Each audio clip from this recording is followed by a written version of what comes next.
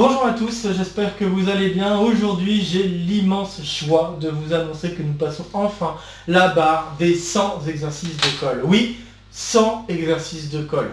Ça fait quelque chose, hein, je dois l'admettre, et je vais essayer d'y mettre quelques mots avant de me lancer dans l'exercice. Et j'aimerais commencer par dire quel voyage, quel périple il a fallu emprunter à travers YouTube depuis toutes ces années, donc depuis maintenant 3 ans et demi que la chaîne existe.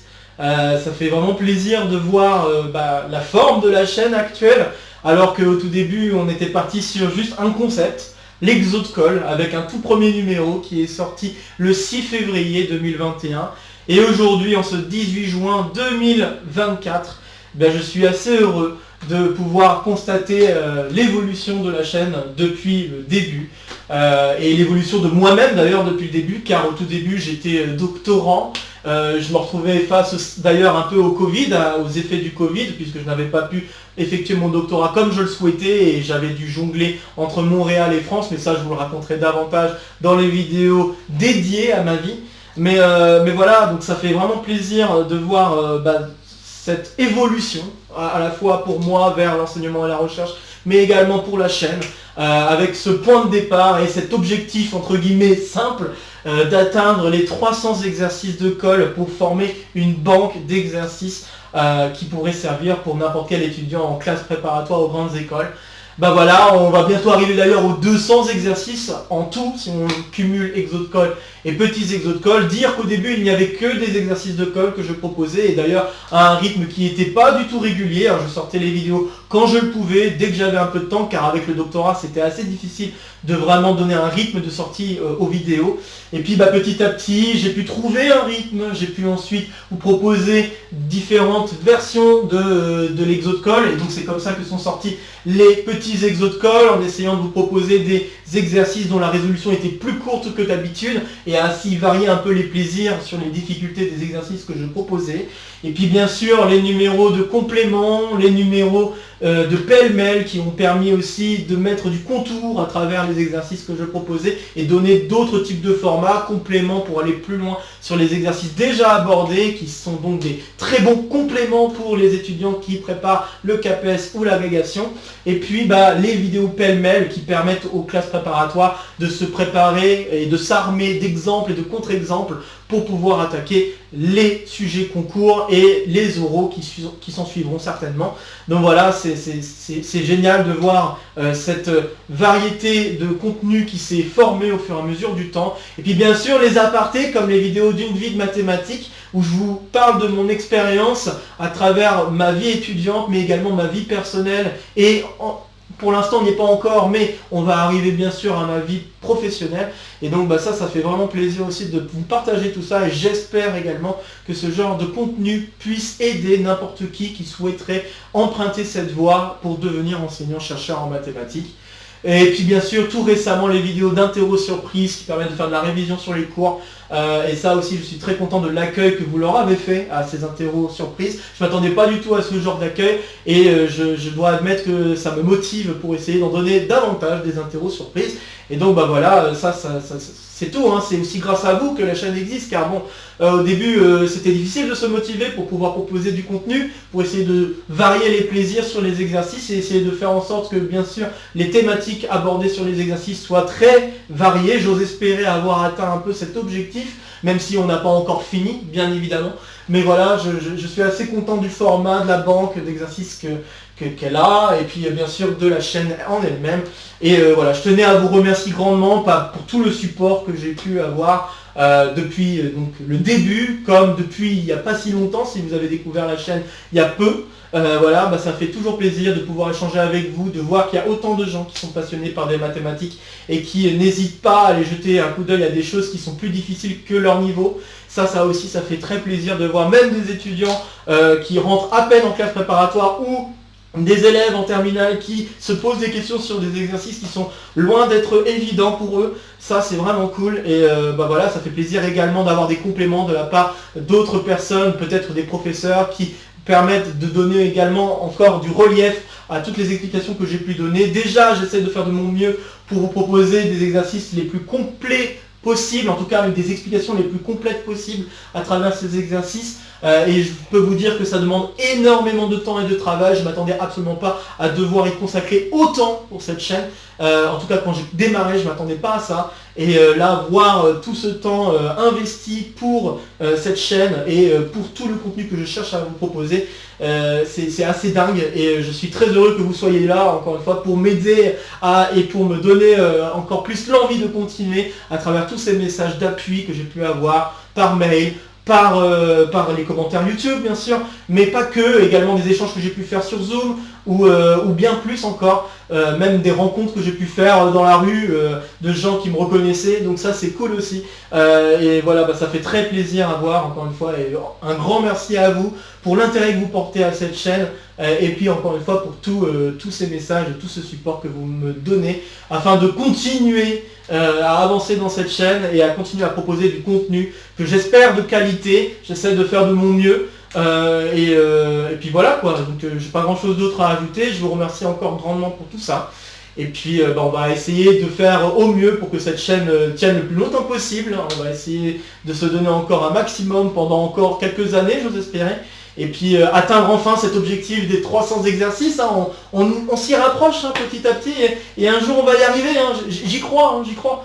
Donc voilà, ça fait plaisir à voir, et puis j'espère que vous serez avec moi pour enfin atteindre cet objectif. Et bien sûr, toute l'évolution de la chaîne en aparté, bien sûr, avec toutes les autres vidéos que je propose sur la chaîne. Donc voilà, merci à vous, et on va faire en sorte que les choses continuent le plus longtemps possible. Donc. Bien, je me suis un peu répété sur la fin, mais c'est pas grave, on va se lancer donc sur cet exercice. J'aimerais rappeler quand même le contexte. Je vous avais envoyé, et ça j'en suis très heureux de votre participation, je vous avais envoyé un sondage en toute fin du mois de mai, vous proposant de faire un choix entre deux exercices pour proposer en Exode-Call numéro 100. Vous aviez le choix entre un exercice tourné sur de la combinatoire amusante, un exercice qui était largement atteignable pour un étudiant en classe préparatoire ou en école, et l'idée c'était de permettre à un large public d'atteindre cet exercice, même à des élèves de terminale. Malheureusement c'est pas le sujet que vous avez décidé de prendre, même si je pense que je vais garder ce sujet pour essayer de le sortir plus tard, car comme dans tous les sondages, je l'ai déjà dit pour le sondage précédent avec les programmes, notamment le programme d'arithmétique avancée qui a été mis de côté, c'est pas parce que vous dites non à un programme que les exercices sont totalement oubliés. On va juste les mettre de côté, et puis à un autre jour on les ressortira, soit dans un autre sondage, soit directement sous un format d'Exode-Call ou petit Exode-Call. Mais en tout cas, je pense que cet exercice, je vais vraiment le garder de côté, car je pense que ça peut être un exercice qui peut être rassembleur. Et c'était vraiment cette idée-là que j'avais envie de proposer avec cet exercice. Donc vous avez plutôt choisi de prendre un exercice qui va un peu dans la lignée du niveau des exercices de colle jusqu'à maintenant. Un Exode-Call qui est donc celui énoncé aujourd'hui. Et encore une fois, je vous remercie pour la participation que vous avez pu donner à ce sondage. Et encore une fois, je le répète, ça ne sera pas le dernier sondage sur la chaîne, il y en aura d'autres, et vous aurez l'occasion, si vous n'avez pas encore eu l'occasion de voter, vous aurez l'occasion de voter et de faire votre choix à travers d'autres exercices. Bien, lançons-nous donc dans l'exercice que vous avez choisi, qui est donc une variante du théorème du point fixe de Banach. L'énoncé est le suivant: nous avons E muni d'une norme, un R espace vectoriel normé de dimension finie. On va considérer f qui va de E vers E une fonction k lipschitzienne avec k inférieur strict à 1. Et on va chercher à démontrer que f admet un unique point fixe. Donc voilà, c'est une variante d'un gros théorème. Ça s'appelle le théorème, comme je l'ai déjà dit, du point fixe de Banach. Alors j'ai envie de dire que tout ce qu'il faudrait changer dans l'énoncé pour que le résultat soit exactement le théorème du point fixe de Banach, c'est, au lieu de prendre un R espace vectoriel normé de dimension finie, considérer plutôt un espace métrique complet. Et si je travaille avec un espace métrique complet, alors ce que j'énonce ici reste encore valable. D'ailleurs, un vocabulaire qui est souvent employé, c'est quand on travaille avec une fonction k lipschitzienne avec k inférieur strict à 1, on parle d'application contractante. Voilà. Si vous voulez avoir un petit peu plus... Ça peut arriver que si vous cherchez ce théorème, l'énoncé du théorème précis, vous voyez le mot application contractante plutôt que application k lipschitzienne avec k inférieur strict à 1. Il existe bien entendu de nombreux théorèmes de points fixes. Alors je vais en citer quelques-uns qui me paraissent assez intéressants et pour lesquels vous pourrez aller jeter un petit coup d'œil si ça vous pique la curiosité. Il existe les théorèmes de points fixes de Brouwer. Brouwer qui s'écrit comme ça, BR, voilà. Donc le théorème du point fixe de Brouwer, c'est une version généralisée d'un théorème, d'un résultat que vous pouvez démontrer très facilement. C'est une généralisation du résultat suivant. Si vous avez une fonction continue qui va d'un segment AB vers lui-même, alors vous pouvez montrer que cette fonction admet un point fixe. Il n'est pas forcément unique, mais vous pouvez montrer qu'il admet un point fixe. Pour le démontrer, ce résultat-là que j'ai fait en dimension 1, eh bien, vous pouvez utiliser le théorème des valeurs intermédiaires. C'est vraiment très direct et ça va très très vite. Donc voilà, donc ça c'est un cas particulier du théorème de Brouwer, mais le théorème de Brouwer dit qu'en fait, ce truc-là se généralise complètement. Si vous avez une fonction continue qui va d'un compact vers lui-même en dimension finie, alors vous pouvez montrer que cette fonction admet un point fixe dans ce compact. Et donc, bon, généralement, on aime bien étudier les choses dans la boule unité fermée en dimension finie. Donc, si vous travaillez dans ce cadre-là, bah, vous avez un énoncé précis sur le théorème de Brouwer. Je me permets de faire aussi une petite aparté. Il existe une preuve catégorique, qui utilise donc la théorie des catégories, une preuve catégorique du théorème de Brouwer. Alors, je pense que ça devait marcher au moins en dimension 2. Peut-être que ça marche aussi pour d'autres dimensions, je ne suis pas sûr. J'essaie de le dire par rapport à mes souvenirs, là, qui me viennent tout de suite à l'esprit. Mais sachez que ça existe, une preuve catégorique de ce résultat, bien que pourtant ce résultat est plutôt topologique, mais, voire même analytique, mais il existe en effet des raisons catégoriques à cette existence de points fixes. Donc c'est quand même assez fou. Donc voilà, bah, je vous invite à aller jeter un coup d'œil si vous voulez. Il y a également des théorèmes, alors j'ai envie de dire son cousin qui n'est pas très éloigné, qui s'appelle le théorème de Schauder, dans le cadre où on travaillerait plus forcément en dimension finie. On pourrait essayer d'étendre à des espaces particuliers. Alors bon, je ne sais plus exactement l'énoncé exact, mais je sais que c'est une généralisation de Brouwer, donc vous pourrez aussi jeter un coup d'œil à ce théorème. Et il existe aussi un théorème de point fixe appelé théorème de point carré, donc théorème du point fixe de point carré Birkhoff. Alors Birkhoff, ça s'écrit comme ça. On a déjà croisé le nom de Birkhoff. C'était pour le théorème de Birkhoff qui était autour de l'enveloppe convexe engendrée par les matrices de permutation. Hein. C'était un exode-col qu'on a traité en fait sur cette chaîne il n'y a pas si longtemps. Poincaré, bon, normalement c'est un nom que vous connaissez, René Poincaré qui était un mathématicien français. Donc voilà, bah, ça aussi c'est un théorème de point fixe dans le cadre de résolution de systèmes différentiels. Donc voilà, bah, ça aussi c'est un joli théorème que je vous invite à aller voir. Alors à savoir que le théorème du point fixe de Banach, il y a aussi des variantes. Hein. Il y a une variante donnée par Picard, Émile Picard, qui est également un mathématicien français. Donc voilà, bah, il y a différentes variantes, là je vous en donne juste quelques-uns. Il y a même une variante algébrique qui s'appelle théorème du point fixe de Borel. Donc Borel, bon ça aussi c'est un nom connu, je me permets de l'écrire. Mais il y a également un théorème du point fixe de Borel qui s'utilise algébriquement dans le cadre de groupes et d'actions de groupe plus particulièrement. Donc voilà, bah, vous pourrez jeter un coup d'œil à tous ces types de points fixes si vous voulez aller plus loin sur le sujet. Ici, on va vraiment se concentrer sur le théorème du point fixe de Banach et plus particulièrement sur cet énoncé précis et chercher à démontrer le résultat énoncé. Voilà, donc c'est un joli exercice qui peut s'attaquer en deuxième année de classe préparatoire, encore une fois pour peu qu'on ait vu tout ce qu'il faut savoir sur les espaces vectoriels normés en dimension finie, et puis bah, sur les fonctions Cauchy-Lipschitziennes bien sûr. Donc voilà, c'est le minimum syndical pour pouvoir attaquer cet exercice. J'ai pas grand chose d'autre à ajouter sur cet exercice, hein. Je pense que j'ai dit déjà suffisamment de choses hein, comme introduction pour un exercice. Donc je vous invite dès maintenant à faire une pause sur la vidéo pour essayer de résoudre cet exercice avant que je ne vous dise quoi que ce soit d'autre. Ok, j'espère que vous aurez essayé. Alors, je n'ai pas donné de plan de résolution pour cet exercice, car en fait, si je commence à vous donner un plan de résolution, bah, l'exercice va être beaucoup plus simple. Donc, ce que je vais faire, c'est que je vais vous inviter à chaque étape de la résolution.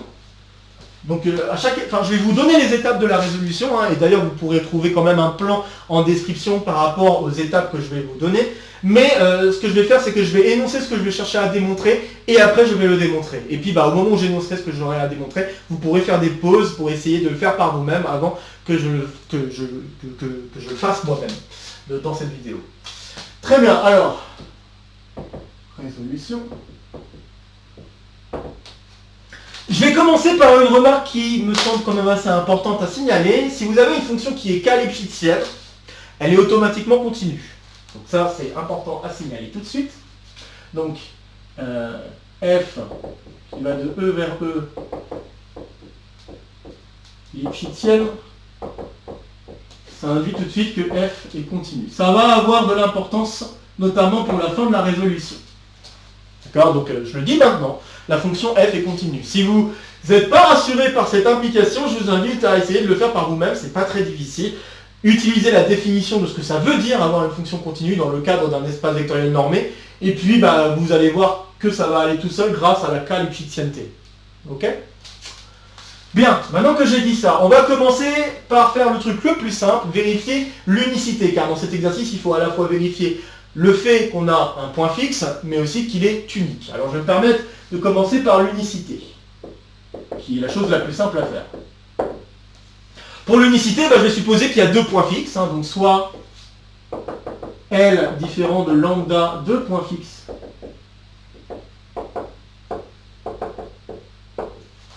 de la fonction. Et puis ce que je vais regarder, c'est notamment qu'est-ce qui se passe sur la distance entre L et lambda, et utiliser la K-Lipschitzienneté pour K inférieur strict à 1. Alors si je regarde la norme de f de L moins f de lambda, par K-Lipschitzienneté, je peux affirmer que ça, c'est inférieur ou égal à K fois la norme de L moins lambda. Mais comme K est inférieur à 1, tout de suite, on peut dire que ça, c'est inférieur à L moins lambda. Or, L et lambda sont supposés être des points fixes, donc ça signifie que f de L, c'est L, et f de lambda, c'est lambda. Donc ça signifie qu'on a ici L moins lambda. Donc ça vient du fait que ce sont des points fixes. Ok? Donc ça vient du fait que c'est Lipschitz, etc. Et il a qu'inférieur à 1. Bon, et vous voyez qu'on arrive à une contradiction. Vous avez donc cette distance-là qui est censée être non nulle, qui va devoir être inférieure stricte à elle-même, en fait. Donc si ce truc-là est différent de 0, on a alors inférieur strict. Et donc ça, c'est une contradiction.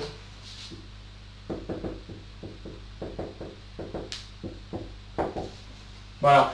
Et donc, par conséquent, on ne peut pas avoir deux points fixes distincts pour la fonction f. S'il y en a un, il est unique. Voilà, donc ça permet de vérifier l'unicité. Maintenant, lançons-nous pour la partie difficile qui est l'existence. Alors, je vous dis tout de suite ce qu'on va chercher à faire. On va introduire une suite qui va dépendre de f. Et puis, on va montrer que cette suite, elle converge. En montrant que cette suite, elle converge, cette limite L, par continuité, et c'est là où la continuité est utile, par continuité, on pourra vérifier qu'en fait, cette limite, c'est le point fixe. Voilà, c'est comme ça que nous allons nous y prendre. Et pour montrer que la suite, elle converge, on va d'abord démontrer que la suite est de Cauchy. Nous avons déjà abordé des suites de Cauchy sur cette chaîne, il y a longtemps d'ailleurs, c'était le petit exo de colle numéro 8, où on parlait des suites de Cauchy dans R avec la valeur absolue. Et on a démontré que dans ce cadre-là, les suites de Cauchy convergent. Et je vous avais d'ailleurs énoncé à travers ce petit exo de colle qu'en fait on peut généraliser le résultat à n'importe quel R espace vectoriel normé de dimension finie. Donc voilà, ça se fait très bien, c'est une utilisation d'ailleurs derrière de Bolzano-Wallerstrass. Donc si ça vous intéresse de revoir d'avoir un petit coup d'œil à travers ce qui se passe pour les suites de Cauchy, je vous invite à aller jeter un œil donc à ce petit exo de colle. Donc ça c'est les suites de Cauchy. Je vous invite fortement à aller jeter un coup d'œil. Ça vaut vraiment la peine pour se remettre au point sur les suites de Cauchy si vous ne connaissez pas cette notion. Et donc ce qu'on va faire plus précisément, c'est qu'on va chercher à d'abord démontrer que la suite que nous allons étudier, elle est de Cauchy. Donc voilà, vous avez le plan. Maintenant, je vais attaquer. Donc, la suite, voilà, on va l'introduire. Donc, soit une suite UN définie par deux points. Je vais prendre U0 n'importe qui, un élément de E, et je vais considérer UN plus 1 égale F de UN.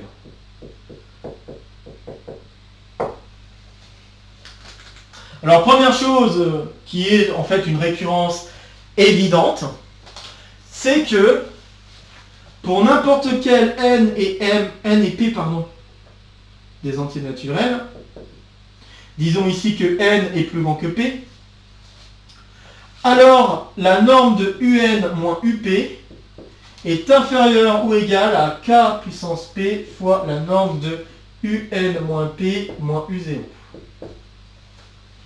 Donc ça, c'est une récurrence évidente. Si elle ne vous paraît pas évidente, je vous laisse le soin de l'écrire par vous-même. C'est une récurrence évidente sur P. Hein. Donc en fait, vous prenez n'importe quel N et puis P, bah, vous le fixez et vous prenez N plus grand que P, bien sûr. Vous faites une récurrence et ça se fait très très bien. Il n'y a vraiment pas de... Il n'y a pas de difficulté particulière ici. Donc récurrence évidente sur P via la K-Lipschitzienne-T. Donc via la K-Lipschitz. Ah, c'est important de savoir l'écrire. Hein. Lipschitzienne-T. Bon, j'ai toujours un doute si c'est comme ça ou si c'est Lipschitzien-T comme ça. Mais bref, voilà, comme c'est une fonction, j'imagine que c'est Lipschitzien-T qu'on va dire. Mais enfin bref, si j'ai fait une erreur, bon, vous le dites, hein, puis je mettrai ça en commentaire, c'est pas grave. Donc la Lipschitzienne-T de F. C'est vraiment pas le plus important ici l'écriture, mais bon, si vous voulez m'embêter là-dessus, vous pouvez m'embêter là-dessus. Pas de problème. Bref, donc ça c'est par récurrence et ça se fait très bien. Ok. On va avoir une conséquence assez directe, c'est que on va pouvoir, en fait, alors il y a un truc à faire avant, et le truc à faire avant, ça va être de regarder la distance entre UN et U0. Donc on va regarder la distance entre UN et U0, et on va montrer que pour tout N, en fait, enfin si on regarde l'ensemble de ces distances UN moins U0, on va pouvoir montrer que c'est borné. Donc je vais commencer par faire ça. Voilà l'étape, déjà une étape un peu plus compliquée, donc montrons que l'ensemble des distances entre UN et U0, pour N appartenant aux entiers naturels, c'est un ensemble borné.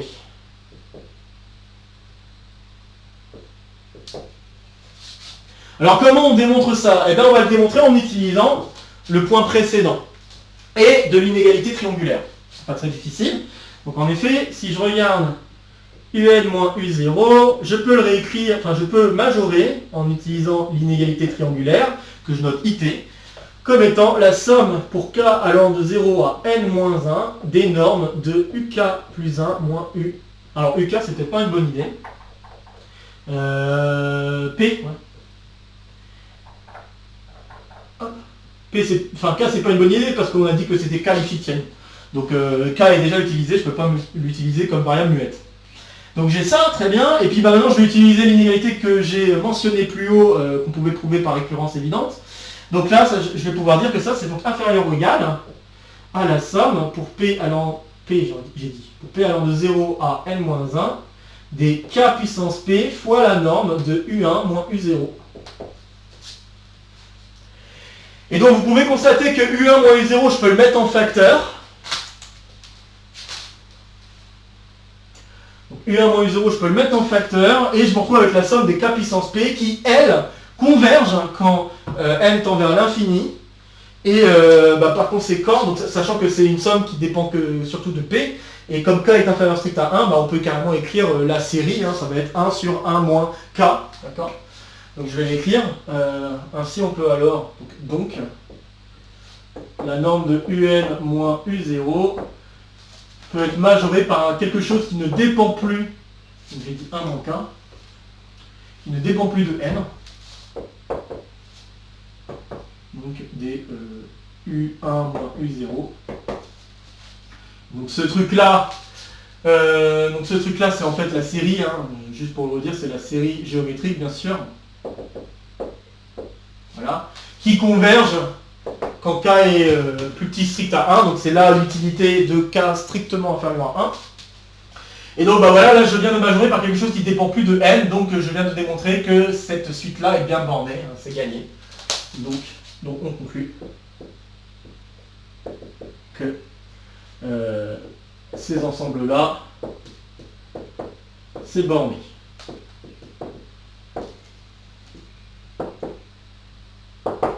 Très bien. Et maintenant, on va pouvoir démontrer que la suite UN, elle est de Cauchy.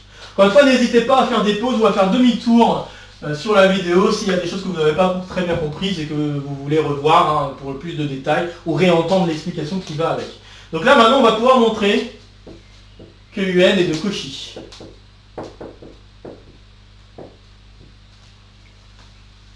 Donc je rappelle que dire qu'une suite est de Cauchy, c'est dire que pour n'importe quel n et p appartenant aux entiers naturels, alors pardon, j'ai loupé un truc, pour tout epsilon positif, il faut faire les choses dans l'ordre, donc pour tout epsilon positif, il existe un entier n,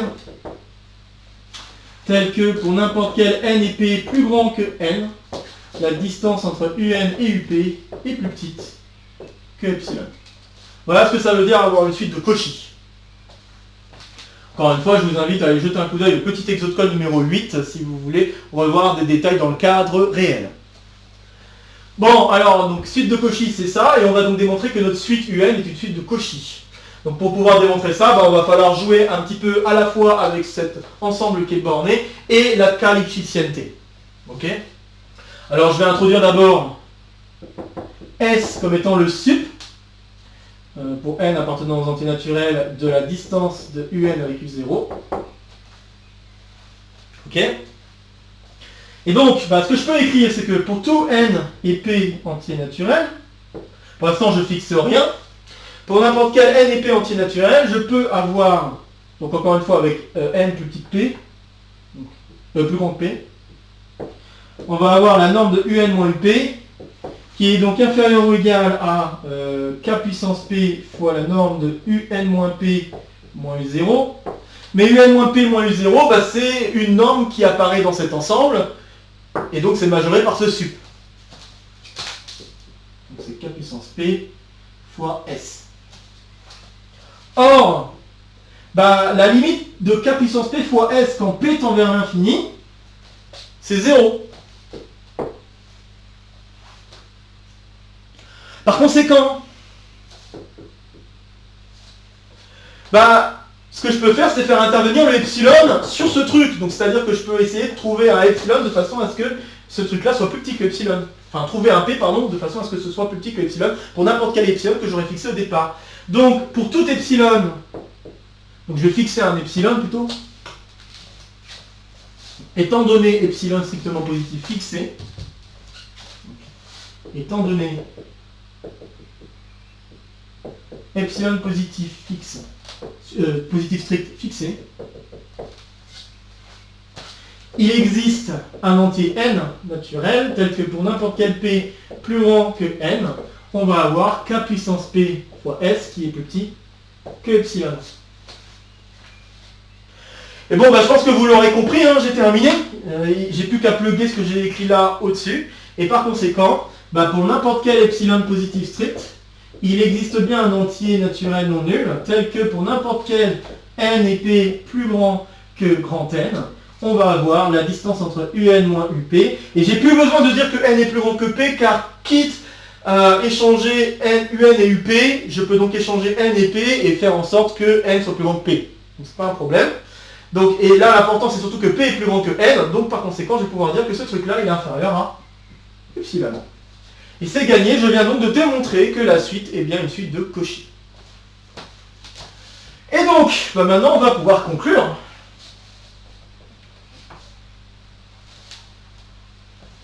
Voilà.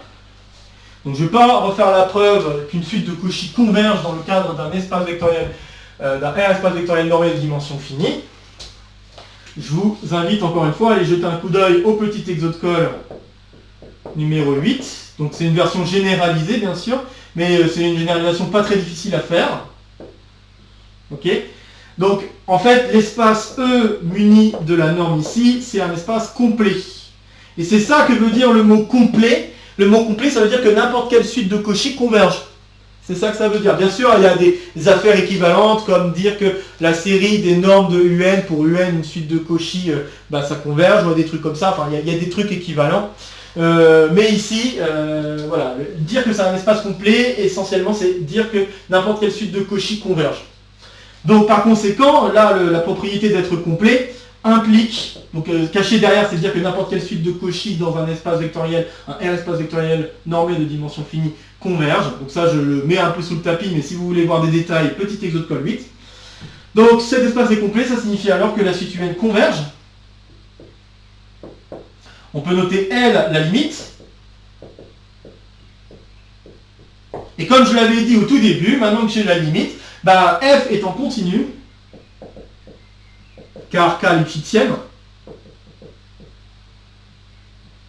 on a, par unicité de la limite, f de L qui est égal à L. Et donc, on a démontré l'existence d'un point fixe. Et comme on avait déjà montré l'unicité, eh bien on a terminé.